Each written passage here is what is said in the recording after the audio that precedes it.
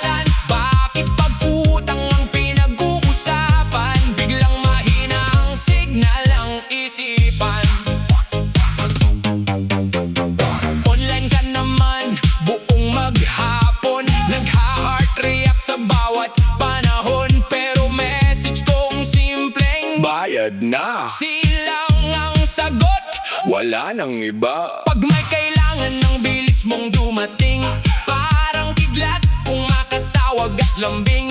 Pero pag oras na ng singilan, parang multong biglang nawawala sa daan. May pang milk tea, may pang bisyo, may pang pa-cute sa social media show. Pero ang utang mong matagal na, mukhang nakalimutan mo na yata. Ang kapal mo, magbayad ka na, hindi puro dahilan ang ihahanda. Ang kapal mo, magbayad ka na, pera ko'y pinaghirapan ko pa. Kung may pang-load, may pang-inuman, may pang-bait at may pang-pasyalan, bakit pag-utang ang pinag-uusapan? Biglang mahina ang signal ng isipan. Hindi naman ako bangko, hindi rin lending na may tubo. Kaibigan lang na tumulong noon, pero bakit ako pa ang nahihirapan ngayon? Konting hiya naman sana, salitang bayad ay tuparin na. Masarap matulog sa gabi kung wala kang iniiwasang katabi. Ang kapal mo, magbayad ka na, huwag nang puro bukas at mamaya. Ang kapal mo, magbayad ka na, baka kalimutan ka ng barkada. Ang kapal mo, magbayad ka na, hindi habang buhay ang pasensya. Ang kapal mo, magbayad ka na, para tapos na ang problema. Hoy pare, simpleng paalala lang, ang utang ay hindi dekorasyon ng nakaraan. Kapag nanghiram at marunong magbayad, mas tumitibay ang samahan ng lahat. Magbayad ka na, magbayad ka na, huwag nang magtago pa. Magbayad ka na, huwag nang magtago pa. Yo, yo, yo! Pasko man o piyesta, may handa sa mesa, pero pagdating ng singilan, biglang nawawala. May lechon sa gitna, may videoke pa, pero ang tanong ng kapitbahay, nabayaran mo na ba? Ay naku! Pag may okasyon, todo ang dekorasyon, may tarpaulin pa at may sound system. Puno ang mesa ng pansit at menudo, kala mo milyonaryo pero puro utang dito. May cake na 3 palapag, may litrato pa sa social media agad.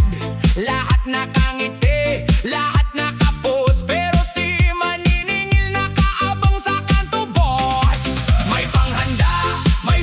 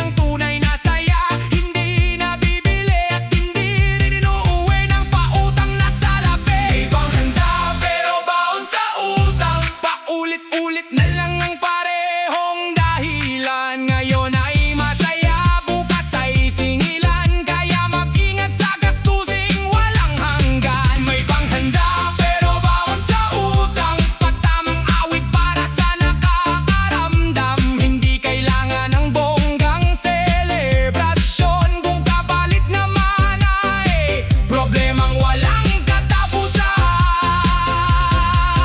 May lechon nga sa mesa, pero may utang naman sa likod ng pinto. Ayos lang magdiwang mga kababayan, basta wag kalimutan ang utang binabayaran.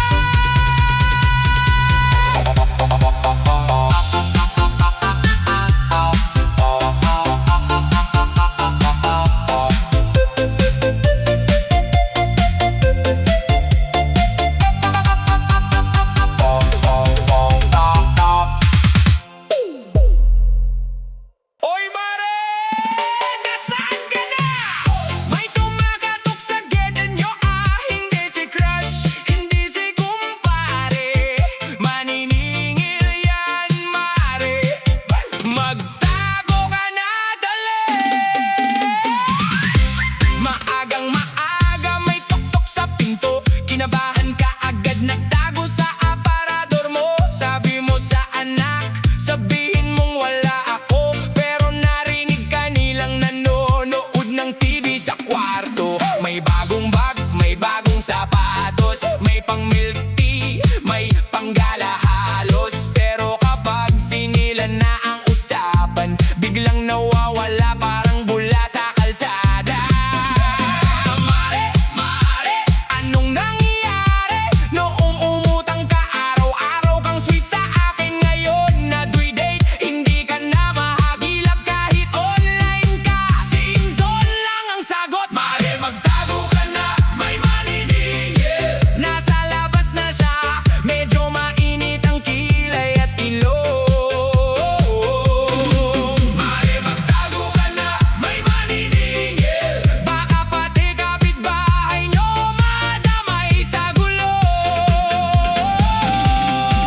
Mare, magtago ka na, may maniningil. Pero tandaan mo, hindi habang buhay makakatakbo. Mare, magtago ka na, may maniningil. Ang utang ay bayaran yan ng totoo. Noong kailangan mo, lahat ay tinulungan. Sabi mo pa noon, sa sweldo babayaran. Lumipas ang buwan, naging taon pa yata. Ang bayad na hinihintay naging alamat na. Kapag may handaan, ikaw ang bida. May lechon pat video ke hanggang madaling araw pa. Pero pagdating ng singilan ng utang, biglang walang signal ang buong kabahayan. Oy mare, huwag kang magalit, katotohanan lang naman ang umaawit. Hindi masama ang umutang kingipi, pero mas maganda kung marunong kang sumulit. Wag puro dahilan, wag puro pangako, paulit-ulit na lang sawa na ang tako. Kung may konti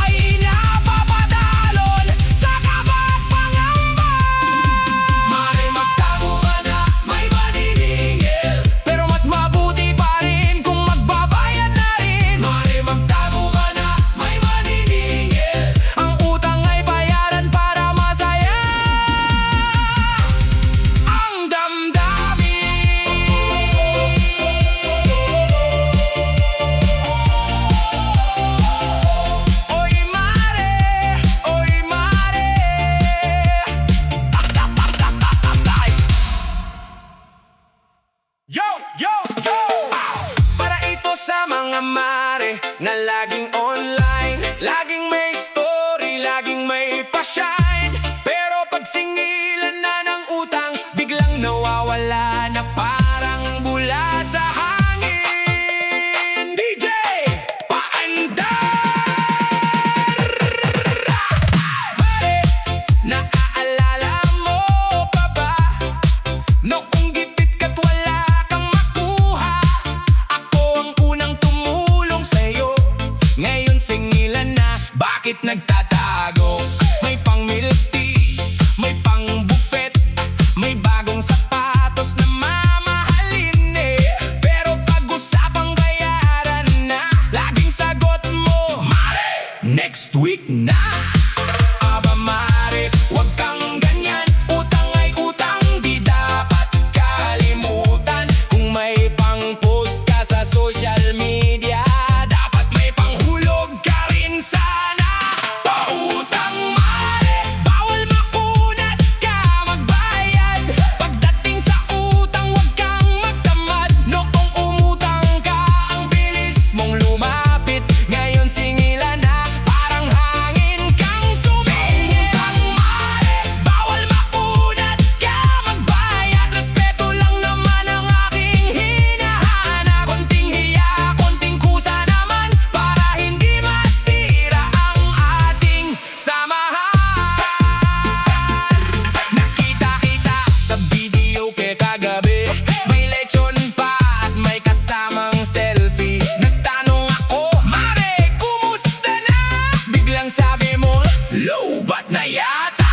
Pag nakita mo akong paparating, biglang liko na parang may lihim. Parang artista sa dami ng dahilan, pero bayad ng utang wala pa rin naman. Hoy, hoy, hoy, hoy, hoy, hoy Mare, pakinggan mo muna. Hindi ako bangko ng barangay natin ha. Hindi rin ako lending na may tubo. Ang gusto ko lang ay bayad na totoo. Kung gipit ka pa, magsabi ka lang. Hindi yung puro ka pang balusot dyan. Masakit sa puso ang niloloko, lalo na kung tiwala ang inialay sa'yo. Pautang mare, bawal makunat ka magbayad. Pagdating sa utang, wag kang magtamad. Noong umutang ka, ang bilis mong lumapit. Ngayon singilan na, parang hangin kang sumingit. Pautang mare, bawal makunat ka magbayad. Respeto lang naman ang aking hinahanap. Konting hiya, konting kusa naman, para hindi masira ang ating samahan. Hindi kailangan ng malaking halaga, kahit pa unti-unti, basta may kusa. Ang taong marunong magbayad ng utang, kahit kapos, may dangal na pinanghahawagan. Mare, wag nang magtago sa kanto, wag na rin magkunwaring walang naririnig dito. Dahil ang utang kapag binayaran, mas tumitibay ang samahan. Bayad-bayad din pag may time, wag puro sinat, puro online. Pautang mare, bawal makunat ka magbayad. Yan ang kantang pangmasa na siguradong tatata.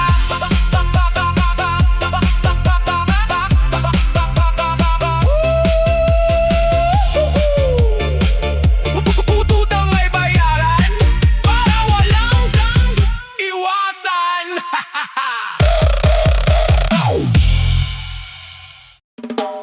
Yo, yo, yo! Para sa mga taong mabilis tamaan, kahit hindi naman sila ang pinapatamaan. Kung guilty ka, ikaw na bahala dyan. Remix! Nagpost ako ng simpleng biro sa Facebook ko. Maya-maya may nagalit. Abay, bakit ganun bro? Hindi naman kita binanggit. Wala kang pangalan, pero parang tinamaan ka. Biglang nagparinig naman. Nag-share lang ako ng kwento tungkol sa utangan. Ikaw agad nag-react, parang may kasalanan. Kung hindi ikaw ang tinutuoy, bakit ka naiinis? Baka naman may tama, kaya ka napapahigpit, napapakislot. Kalma lang, wag mag-init agad, baka mapahiya ka sa lahat. Kung hindi para sa